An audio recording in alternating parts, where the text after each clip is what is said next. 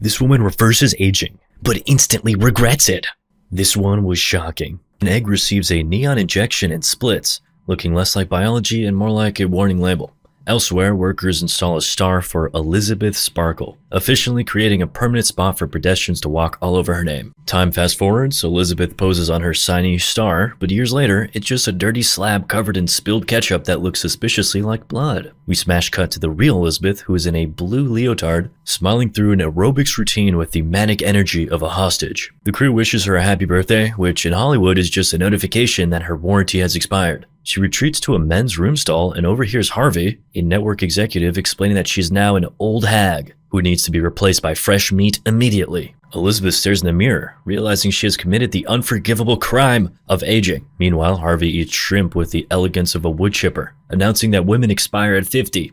Distracted by a billboard of her younger face, Elizabeth drives her car into a crash. It is a very expensive midlife crisis. Elizabeth wakes in a hospital where a doctor inspects her spine like he's kicking the tires on a used sedan. He calls her a perfect candidate and slips her a secretive note. He also sports a weird wrist scar, suggesting membership in a cult, or just poor kitchen safety, I don't know. Outside, Elizabeth runs into an old classmate who flirts with her by handing her his cholesterol results. It is the medical equivalent of an unsolicited dick pic. At home, she watches the flash drive the nurse guy gave her, an infomercial for the substance. It promises a younger self via mitosis. It is essentially 23andMe for narcissists with a death wish. Later, after seeing Harvey replace her with a blonde toddler, Elizabeth cries in a toilet. At home, she smashes a snow globe of her own face. It is very, very subtle symbolism. Drunk, she orders the biological horror kit, deciding that risky genetic mutation is preferable to being 50. The operator sends her to a sketchy alley, which is standard procedure for all legitimate healthcare. The next morning, a casting call for 18 to 30-year-olds confirms she is now industrial waste. She dons a yellow coat and giant sunglasses, an outfit that screams, "I am discreetly doing crimes," and heads out. Elizabeth follows instructions to a filth-covered alley lined with extermination posters. It screams medical safety. She crawls through a literal hole in the wall to find a hidden, futuristic locker room. She grabs box 503 and takes it home, apparently comfortable accepting biological experiments from a glorified storage unit. She unpacks bags labeled Food Matrix and Other Self. It looks like a Blue Apron subscription for cannibals. Ignoring the culty instructions, Elizabeth preps a syringe of neon green sludge, deciding that injecting glowing radioactive goo is a sound anti-aging strategy. She injects the fluid. Her body immediately regrets it. She seizes on the tile as her bones audibly rearrange themselves. Her spine decides it is now an exit strategy and splits open, turning her back into a biological zipper. It is less of a medical procedure and more of a violent unboxing video. A wet, slimy entity pushes out of the meat trench in her spine. Sue emerges, young, taut, and covered in fluids. She stands up and totally ignores the bleeding husk on the floor to admire her own reflection, proving that narcissism survives cellular division. Sue spends a moment vibing with her new boobs before noticing her unconscious, split open original body. She grabs a curved needle and thick cord, stitching Elizabeth's spine shut like she's repairing a cheap leather sofa. It is a very wet, very gross arts and crafts project, but the seam holds. Sue connects Elizabeth to a Food Matrix IV,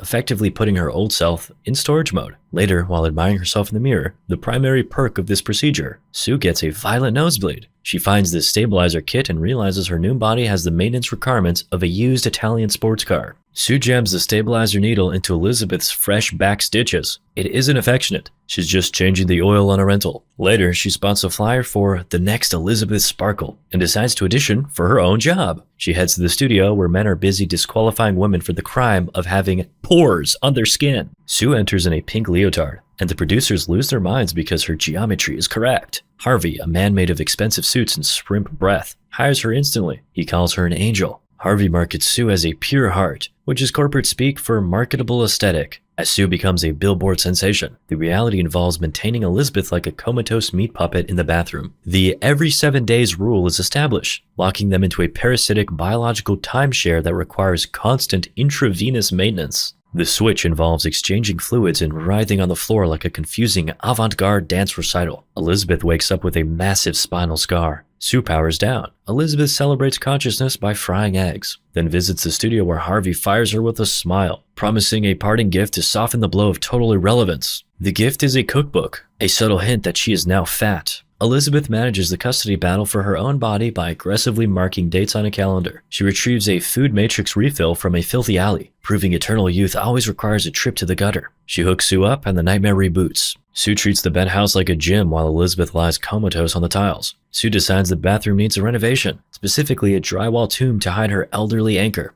A neighbor arrives to complain about the noise, but upon seeing Sue, his brain short circuits. All the blood rushes downwards. Sue claims Elizabeth moved out, but she really means she shoved her behind the plumbing. Oliver, the neighbor, then offers to help. He says he has a big hammer. Men are simple creatures. Sue ignores him to drag Elizabeth's unconscious body into a wall cavity like unwanted seasonal decor, then swaps the apartment's main portrait for one of herself. The hostile takeover is complete. The new show debuts, trading actual cardio for invasive camera angles. Harvey, a sly mold in a suit, is thrilled. Sue plays the bubbly bimbo perfectly until the camera's cut, at which point her face instantly resets to existential void. She pours herself into latex and checks on Elizabeth, currently stored in the closet on a feeding tube like a forgotten Tamagotchi. While Sue parties in a convertible, Elizabeth rots in storage. It is a parasitic relationship, but at least the outfit is expensive. Later, Sue is straddling a biker, but ruins the foreplay by tweaking out. Then a sudden nosebleed flashes a biological check engine light, warning her to swap bodies. Instead, she returns to the closet and injects more stabilizer, something she's not supposed to do, treating her older self's life force like an unlimited data plan. Back to foreplay, Sue is aggressively mounting the biker named Troy when her chest ruptures. It is a significant mood killer. But it's okay, she was just hallucinating. Elizabeth wakes up from the void to find the apartment trashed and her fingers shriveled into necrotic beef jerky. Sue overstayed her curfew, and Elizabeth is now paying the late fees with her own flesh. Elizabeth calls customer support to report slight misuse. The operator coldly explains the terms of service. Sue's extra time is deducted directly from Elizabeth's lifespan. There are no refunds on biological decay.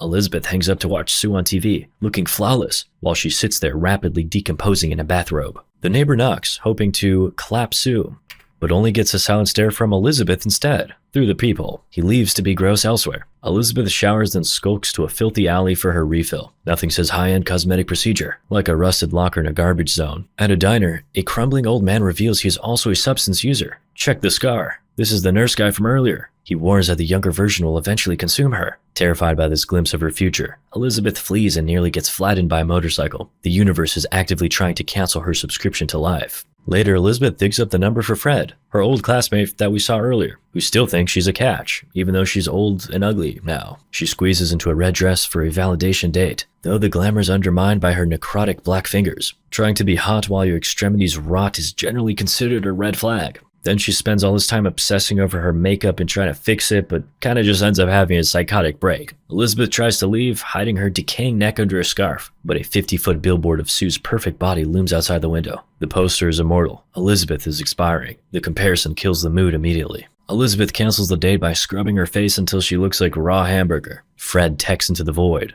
mercifully spared the awkwardness of buying drinks for a corpse. Later, Sue gyrates on the Pump It Up set until her body glitches. In 4K, even a minor biological failure looks like a natural disaster. The crew spots Sue's buttocks warping on the monitor. Mortified, Sue runs to the bathroom to find a fleshy hole opening on her leg. She digs in and extracts a rotten chicken bone. Her thigh just gave birth to a thigh, a chicken thigh. Elizabeth screams in the void. Later, Sue wakes up to see all of Elizabeth's filth and complains to the hotline, only to remind it that she is technically snitching on herself. Later, Harvey promotes her because the ratings are obscene. Sue beams, conveniently ignoring that her other half is dying and has a pus-filled crater on her spine. Now that Sue's success is ramping up and she needs more time, she decides sharing is optional and takes injections straight out of the infected spinal wound to steal more time. Elizabeth finally wakes up looking like a dehydrated bog mummy. She calls customer service to get a refund on her life, but they inform her that wasted youth is store credit only. Elizabeth is now a geriatric wreck with legs resembling lumpy oatmeal. Her body is failing, so she turns to a cookbook for comfort. She skips the baking section and fixates on recipes for marinated brains. It isn't dinner prep. It is a violent rehearsal for murder.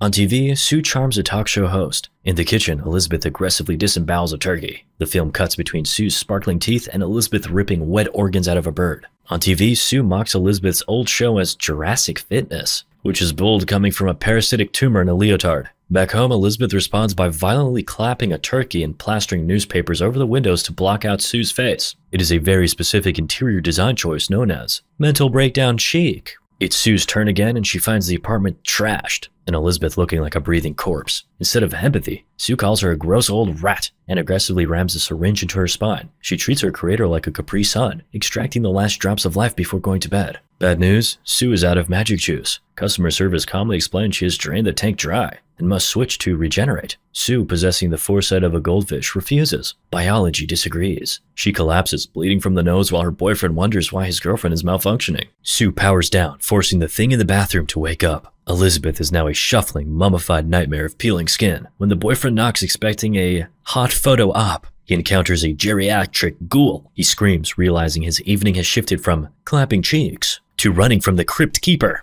Elizabeth calls customer support to cancel her subscription to biological horror. The operator agrees to send a termination kit. Elizabeth drags unconscious Sue into the living room, needle poised to euthanize her better half. It is a classic case of buyer's remorse, just with significantly more heavy lifting. Faced with the horror of being old and alone, Elizabeth suffers a catastrophic logic failure. She decides she prefers toxic codependency, drops the murder weapon, and injects herself with more green slime. She's attempting to cure a drug problem with more drugs, a strategy with a historically poor success rate. The chemicals turn Elizabeth into a screaming, shriveled goblin. Sue wakes up, sees her creator looking like a microwaved apple, and immediately chooses violence. She smashes the elder beast into a mirror, sending it scuttling to the bathroom to sprout a grotesque back hump. The roommate situation has officially deteriorated. Sue decides to liquidate the asset. She smashes Elizabeth's face into the tiles until it sounds like stepping on a bag of wet chips. Elizabeth attempts to crawl away, but Sue follows and beats the elderly remnant into a fine red paste. It is a very thorough eviction. Sue weeps over the corpse she just murdered. A touching family reunion. She cleans up for her TV debut, looking like Cinderella, until her internal organs stage a violent coup. She retreats to the restroom to negotiate with her failing biology. Her dental hygiene subscription expires immediately. Teeth rot out, replaced by jagged orange stumps. Bad for the brand. She chugs raw chemical mutagen just to keep her face attached to her skull. Harvey corners her with a board of geriatric vampires demanding smiles. She manages a grin that doesn't involve spitting bloody enamel on their suits. She uses a flock of showgirls as a human shield to escape the leering executives. In the elevator, her ear falls off like a loose knob on a cheap cabinet. She sprints back to the lab and injects herself, begging for a software patch. Instead of an upgrade, she triggers a catastrophic system error. Basically, she's a clone trying to make a clone of a clone. The laws of nature file a restraining order.